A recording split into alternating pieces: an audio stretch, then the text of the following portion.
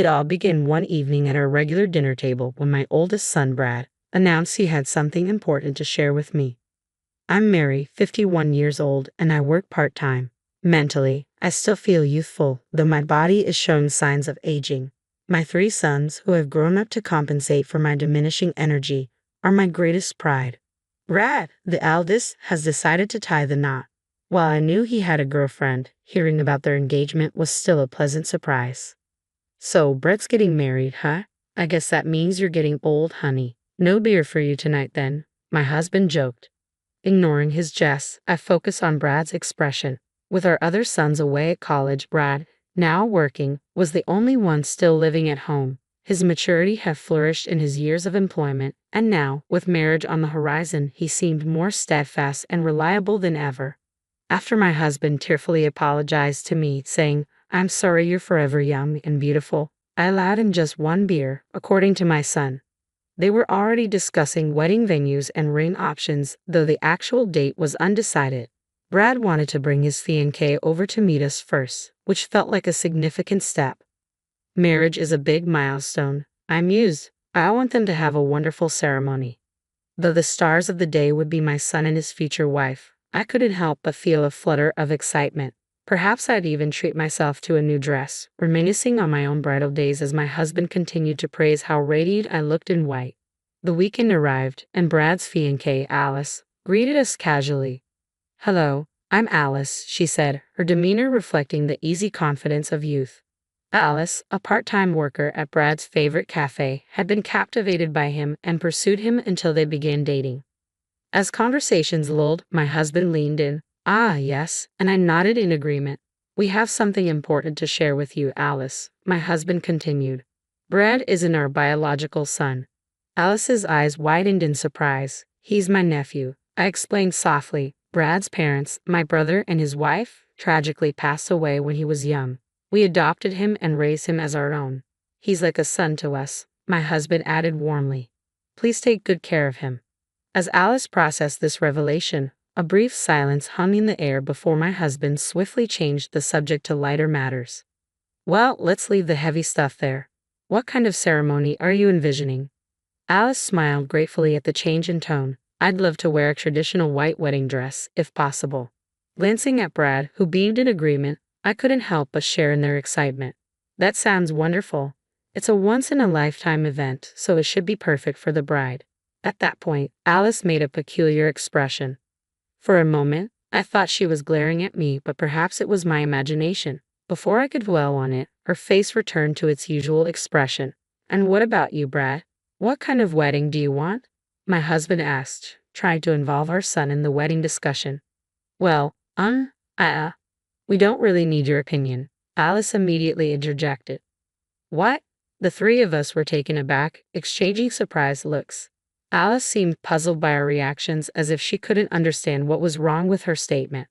"But didn't you say yourself, Auntie, that it needs to be perfect for the bride? The groom is just a bonus." "I'll have it my way," Alice asserted confidently, her smile radiant. Brad was left speechless, and I was momentarily stunned by her addressing me as Auntie. But shouldn't Brad's wishes also be considered? "Don't worry, leave everything to me, and it'll be the best wedding ever. Just make sure you work hard and contribute the funds, Brad," Alice continued with unstoppable energy and audacity, leaving us all speechless. What a remarkable girl, I thought, nodding in agreement. A few days later, both families met at a nice restaurant.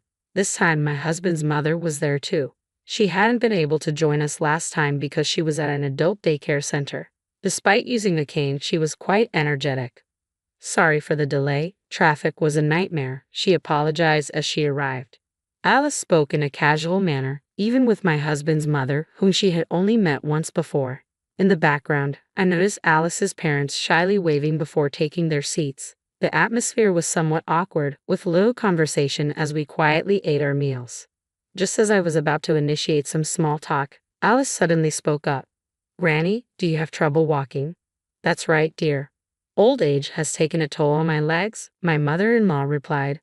"Well, I absolutely refuse to care for you," Alice declared out of the blue, causing a moment of stunned silence. Someone went, "Hell, it was probably my mother-in-law, but it might have been me," I said, wanting to clarify. I have no intention of caring for any of you. Auntie, you're not my mother, so you're a stranger. And while Uncle might be related, he's not my father. I won't look after any of you, Alice asserted boldly. Hey Alice, Brad attempted to intervene, but she wouldn't relent. And I definitely won't be calling you Dad or Mom, so remember that, Alice added firmly. Glancing at Alice's parents, I was surprised to see them nodding in agreement. Well, it's true that Brad isn't our biological son, but we've raised him as one. My husband tried to interject. Hush, Uncle, Alice cut him off sharply. Okay, I'm sorry, my husband fell silent after the rebuke. At that moment, the gentle sound of a fork being placed down resonated. Is that so? Came a calm but firm statement. I glanced at my mother-in-law. She appeared composed, yet her underlying fury was palpable. They may not be their biological parents, but they've raised them with more love than many real parents would. That's not something outsiders should meddle with. My mother-in-law spoke with authority. I don't care what you say, I'm not doing any caregiving, Alice retorted defiantly. Her words infuriated me, but I held my tongue as my mother-in-law continued to speak. I'm not expecting anyone to take care of me. I know I'm old, but I don't want to burden my daughter-in-law, so I mostly use the facilities every day. Oh, really? Responded my mother-in-law. I've already transferred my assets to the couple as gifts while I'm still alive. They can use that money for the facilities or whatever they want, so you won't have to lift a finger. Well, isn't that nice? My mother-in-law replied with irritation evident in her tone.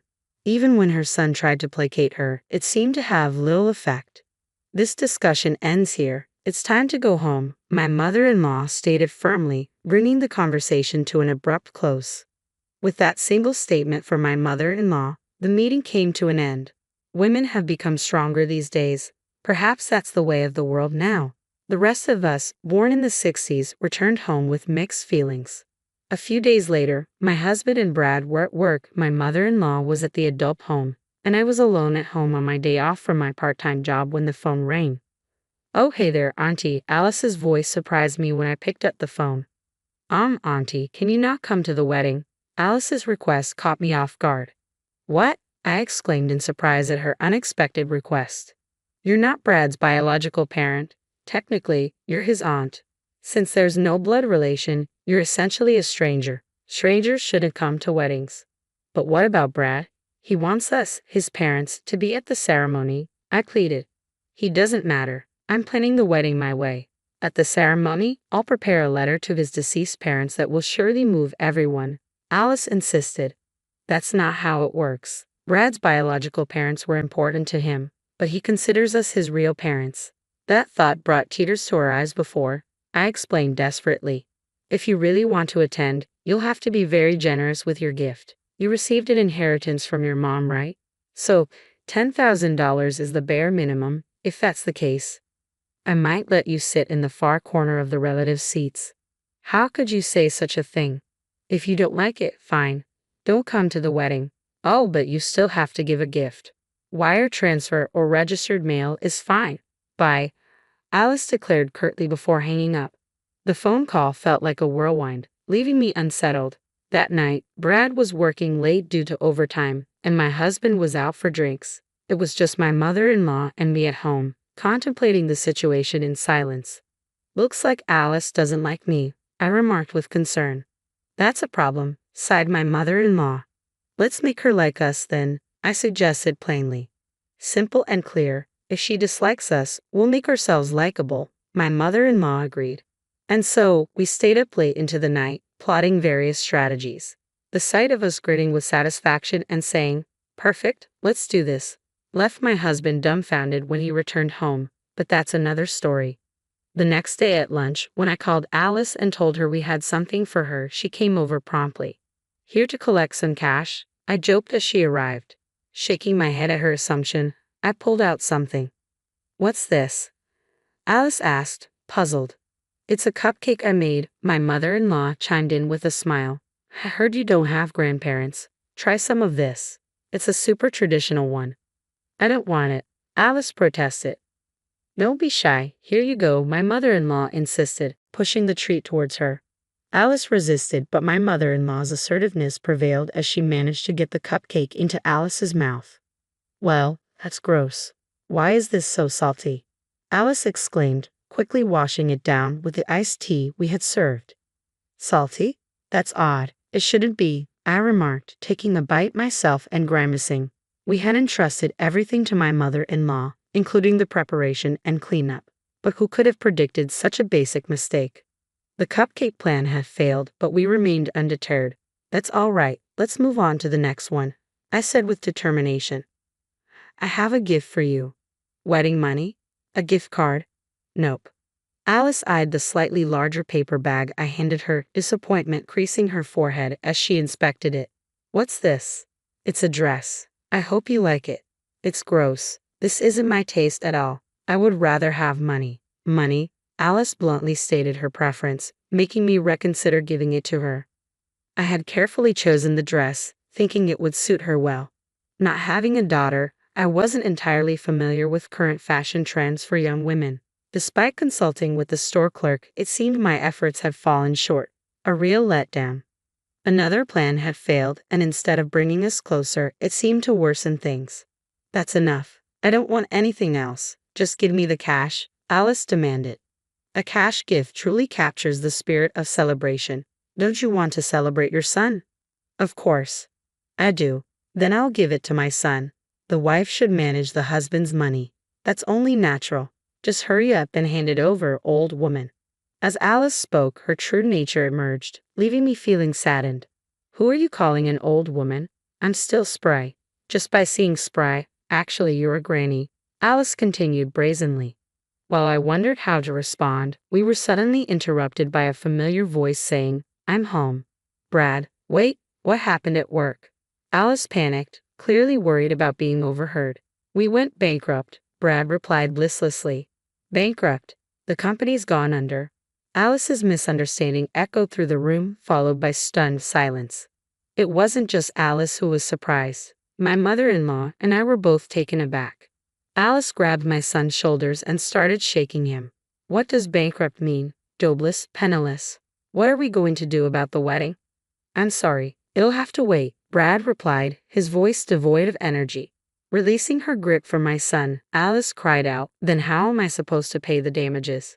It wasn't just Alice's words that shocked us. My mother-in-law and I were stunned. My son being jobless was one thing, but I couldn't keep up with everything that was happening. Damages? Ah, never mind. Just give me the gift money quickly, Alice said, no longer caring if my son was present, holding out her hand to me. Alice, could you give us an explanation? My mother-in-law interjected. Shut up. Just give me the money, Alice snapped. It's you who needs to shut up, young lady. Explain yourself. My mother-in-law's tone suddenly turned harsh, catching Alice off guard. Under the watchful gaze of my mother-in-law and me, Alice began to speak in a weak voice. Apparently, Alice had been having an affair with her boss at her part-time job. Moreover, the man was married, and his wife found out, demanding damages. Alice had no money to pay, so she devised a plan to marry my son. She calculated that if they married, she would receive a hefty sum in gift money and planned to have my son pay for all the wedding costs while she kept the gift money for herself.